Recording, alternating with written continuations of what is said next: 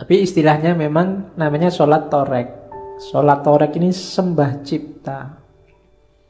Jadi inilah dimensi batinnya sholat. Sholat yang tidak cuma olahraga. Kalau tadi yang jasmania bersucinya pakai air, yang ruhania bersucinya memerangi hawa nafsu.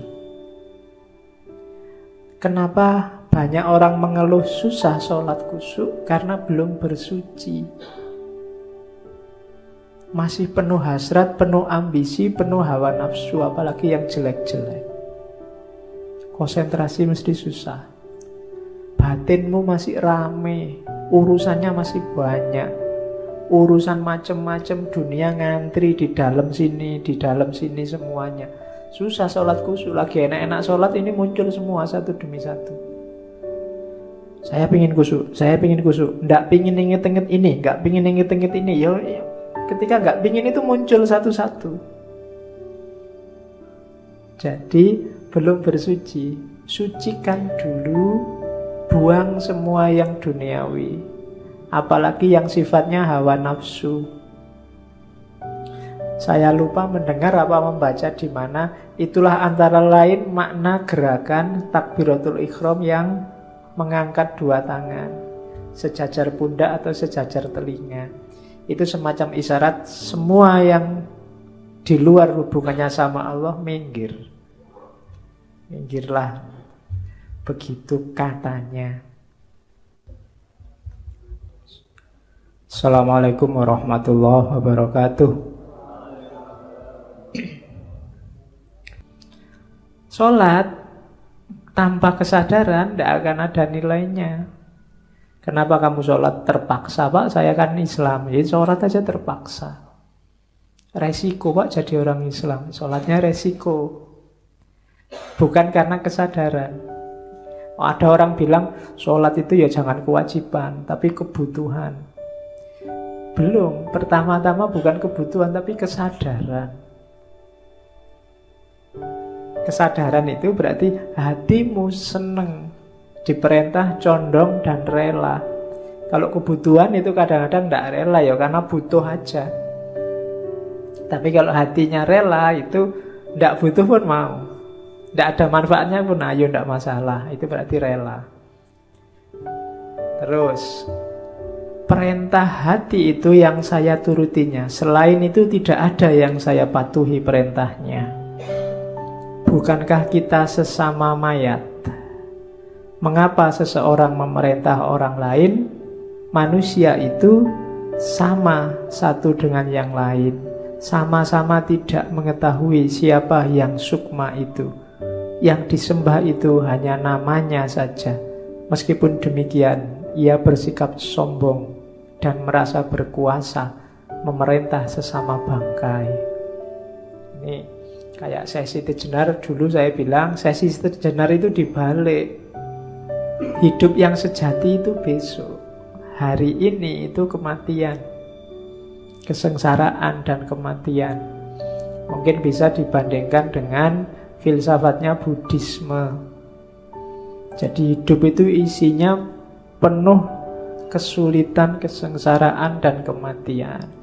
Tidak masalah, asal dicermati benar. Hidup yang akan datang harus benar-benar hidup. Kalau hidup yang akan datang tidak benar-benar hidup, kita rugi luar biasa. Wong hidup sekarang sudah sengsara, besok kok ya sengsara lagi. Itu kan rugi namanya. Tapi kan di dunia sudah kaya Pak, sudah duitnya banyak Pak, istrinya cantik Pak. Jangan dikira emangnya harta banyak terus enak, istri cantik terus enak. Ya mungkin dibandingkan yang istri jelek. Tapi tetap banyak sumpeknya. Ya dibandingkan yang tidak punya duit, yang banyak duit mungkin ada enaknya. Tapi banyak juga tidak ada enak yang sempurna, enak yang tuntas di dunia ini. Sifatnya semua temporer. Barang enak apapun ada limitnya. Jadi semua yang ada di dunia ini limited edition. Tidak ada yang full. Apa wis, kamu suka apa wis? Suka kopi, mbok sak anu itu minuman semua kalau suka kopi. Paling dapat 3 gelas kamu sudah muntah. Dapat 5 gelas kamu sudah teler meskipun hanya kopi. Jadi tidak enak. Kurang tidak enak, lebih tidak enak. Itulah hidup hari ini, serba terbatas. Jadi kita ini kayak bangkai, katanya Syekh Siti Jenar. Wong kita sesama mayat kok berani-beraninya saling merentah. Kita ini levelnya sama, katanya Siti Jenar. Mbok ndak usah merentah-merentah gitu kan, memarahi Sunan Bonang. Mbok kita kerjasama saja, saling belajar. Wong kita itu ngaku nyembah-nyembah Tuhan, bela-bela Tuhan, mengagungkan Tuhan, Tuhannya sendiri kita tidak kenal. Itu cuma perkiraan-perkiraan. Kita ngertinya cuma namanya saja. Kita nggak tahu hakikatnya apa. Itu pun sudah sombong. Mulut kita bilang Allahu Akbar, tapi kelihatan tidak ngerti maknanya Allahu Akbar itu apa. Kan ada yang Allahu Akbar sambil mentung, sambil mendelik, sambil... Lu kan banyak hari ini begitu. Begitu ada orang Allahu Akbar, kamu kan kaget luar biasa. Mungkin takut malahan. Jangan-jangan ada apa ini, mesti begitu. Oke, jadi mode keberagamaannya yang pertama mengikuti suara hati yang jernih, yang bercahaya. Yang kedua, menyadari kerendahan diri. Kita itu bangkai, maka tidak usah sombong. Pengetahuan kita juga apa sih, wong kita itu sangat terbatas. Dan makanya kita harus egaliter, tidak saling menindas, tidak saling merentah. Itu dari serat Siti Jenar. Terus, lah kalau begitu senjatanya apa hidup ini? Apa panca indera, apa akal? Katanya Siti Jenar, ya panca indera iyalah, tapi banyak kelemahannya. Akal juga iya, tapi banyak juga kelemahannya. Kenapa? Hidup itu dinamis. Hidup itu bersifat baru dan dilengkapi dengan panca indera. Panca indera ini merupakan barang pinjaman yang jika sudah diminta oleh yang punya akan menjadi tanah dan membusuk, hancur lebur, bersifat najis. Oleh karena itu, panca indera tidak dapat dipakai sebagai pedoman. Yang kamu lihat hari ini cakep, percayalah tidak akan bertahan lama. 20, 30, 40 tahun lagi insya Allah sudah selesai cakepnya. Yang kamu lihat hari ini indah juga tidak akan tahan lama. Semuanya ada batasnya. Telinga juga begitu. Sekuat-kuatnya pendengaranmu, pada titik tertentu akan berkurang fungsinya. Gigi, hidung, ya kan? Gigimu mungkin kamu masih muda, giginya masih kuat-kuat. Sebentar lagi goyang satu demi satu. Sekarang masih kuat makan daging, besok cuma kuatnya makan agar-agar. Kenapa? Giginya mulai rontok. Dulu waktu kamu pramukaan zaman aliyah, zaman sanawiyah, jalan berkilo-kilo santai ketawa-ketawa. Sekarang naik sepeda ontel dari sini sampai UIN sana sudah tobat-tobat. Kenapa? Ya diakui aja sudah yang namanya jasmani panca indera itu semakin susut kekuatannya. Terus lah kalau akal gimana? Demikian pula budi, pikiran, angan-angan dan kesadaran yang berasal panca indera tidak dapat dipakai pegangan hidup karena tadi tidak abadi. Akal juga begitu. Akal dapat menjadi gila, sedih, bingung, lupa, tidak jujur. Akal itu pula yang siang malam mengajak dengki, bahkan merusak kebahagiaan orang lain. Dengki dapat pula menuju perbuatan jahat, menimbulkan kesombongan, untuk akhirnya jatuh dalam lembah kenistaan, sehingga menodai nama dan citranya. Kalau sudah sampai sedemikian jauhnya, baru orang menyesalkan perbuatannya. Akal juga begitu. Kalau madepnya ke duniawi yang jasad materi tadi, hasilnya burem-burem semua, hasilnya akal itu. Kalau ada orang iri, dengki, ngamuk, marah, itu semua karena madepnya ke sana. Akal ya sering keliru. Dianggapnya A ternyata B, diramalkan A ternyata B. Jadi akal sering keliru. Panca indera juga sering keliru. Jadi dua-duanya kita pakai dalam hidup, wong itu sunatullah. Tapi tidak boleh terlalu disandari. Masing-masing punya batas. Saya selalu bilang, kita punya banyak sekali fakultas pemahaman. Cuma yang biasa kita pakai hanya dua ini, panca indera sama akal. Padahal kita masih punya nurani. Nurani pakai A ya, bukan pakai O. Kita kalau pakai O kan nurani. Terus ya, makanya di kantor itu ada majalah nurani itu kan. Ini majalah bahasa Indonesia apa bahasa Jawa ya? Kalau bahasa Jawa kan bacanya O, jadinya nurani. Atau bahasa Arab. Kalau bahasa Arab nurani itu bagus, dua cahaya. Kan dua nur. Oke, terus sampai inti mau kok sampai nurani. Pikirannya mulai ngelantur. Jadi akal tidak bisa disandari, panca indera nggak bisa disandari. Kita punya naluri, kita punya nurani, kita punya intuisi, kita punya imajinasi, loh masih banyak. Sayangnya kita tidak peka. Kita nggak canggih mendaya gunakannya. Itu yang bikin kita sering keliru-keliru membaca realitas. Membaca Ahok itu harusnya pakai panca indera, pakai akal, pakai nurani, pakai naluri, pakai nas apa pakai apa. Membaca HTI itu yang sekarang ruwet itu harusnya pakai hukum apa pakai akal, apa pakai nurani, apa pakai naluri, apa pakai intuisi, apa nunggu ilham dulu dan seterusnya. Kita tidak canggih di bidang itu. Jadi itu yang dikritik oleh Siti Jenar. Batin kita gelap karena sandarannya hanya panca indera sama akal yang orientasinya ke materi. Jadi ada dua dasar hidup dengan berfatwa, menunggu fatwanya hati dan tidak terlalu bersandar pada panca indera dan akal. Terus kenapa Syekh Siti Jenar sering mengkritik para ulama dan santri zaman itu? Di situ tak tulis.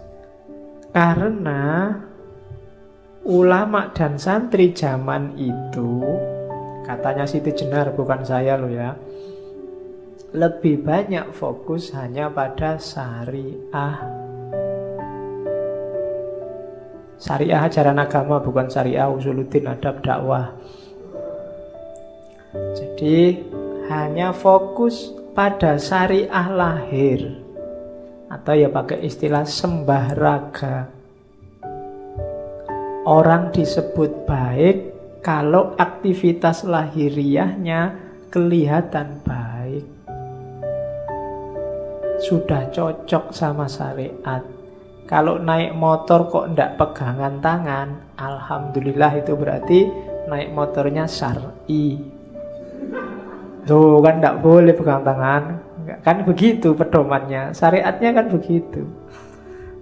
Urusan kamu jatuh ya urusanmu. Yang penting ndak boleh pegang tangan kalau bukan muhrimnya. Karena ya itu tadi, sembah raga. Apa-apa diukur hanya kelihatannya. Dan yang kedua, modusnya adalah dogma dan ketakutan. Yang kedua, bujukan surga. Jadi katanya Syekh Siti Jenar, ulama sama santri itu modusnya cuma 3. Yang pertama, dogma. Dalilnya ada loh, dalilnya apa sih, ayatnya mana sih, itu dogma. Yang kedua, ketakutan. Awas kamu kalau begitu, neraka paling bawah lapis 7, itu ketakutan. Kan, akhirat itu kan ada basementnya ke bawah lapis 7, itu jatahnya neraka. Yang di atas itu lantai 1, 2, 3 sampai 7 jatahnya surga. Jadi bayanganku gitu, narasinya begitu. Kalau surga masuk, naik ke atas, kalau neraka jatuhnya ke bawah. Nah, ketakutan. Jadi orang diancam terus. Dan yang ketiga, rayuan surga. Jadi makanya kalau ada orang gombal ngomong yang tidak sesuai kenyataannya, atau janji-janji muluk-muluk yang tidak jelas, menyebutnya hanya angin surga. Jadi orang dirayu dengan surga, diancam dengan neraka, atau dipageri dengan dalil dan dogma. Modusnya selalu itu. Dan akhirnya jatuhnya hanya pada yang lahiriah. Sibuk nyari mana halal, mana haram, aspek lahirnya saja. Ada apa-apa ditanyakan fatwanya, ini halal apa haram, dalilnya mana, dasarnya apa, itu dogma. Dan itulah yang dikritik oleh Siti Jenar. Bukan salah, cuma masa itu tok agama isinya. Masa agama hanya syariat, hanya lahiriah, hanya itu saja. Kalau ada apa-apa, iki sholat apa enggak, kan selalu begitu orang tanyanya. Sembahyang loh, rajin ke masjid, wah bagus, selalu begitu. Jadi itu yang dikritik oleh Siti Jenar. Bukan salah, tapi masa hanya itu? Masa agama itu hanya berhenti di surga, neraka, dan ayat? Apakah itu tujuan adanya agama? Kan itu pertanyaannya saya Siti Jenar pakai bahasa sekarang. Akhirnya apa? Agama yang semula hanya alat sekarang jadi tujuan. Seolah-olah kalau sudah tahu mana halal, mana haram, selesai. Kehilangan yang paling esensial, yaitu Tuhan Allah. Wong perannya Allah sudah diambil semua oleh manusianya. Menghakimi, ya kan? Mengkafirkan, menjudgment, dan seterusnya. Itu kan tugasnya Allah. Allah mau mengkafirkan sekarang tidak bisa, didului terus sama orang-orang. Mau ngecap kafir, sudah dikafirkan dulu. Jangan-jangan nanti Allah gengsi, enggak jadi kafir, masa mau kafirkan dulu. Kan kita selalu mendului gitu. Itu jatahnya Allah.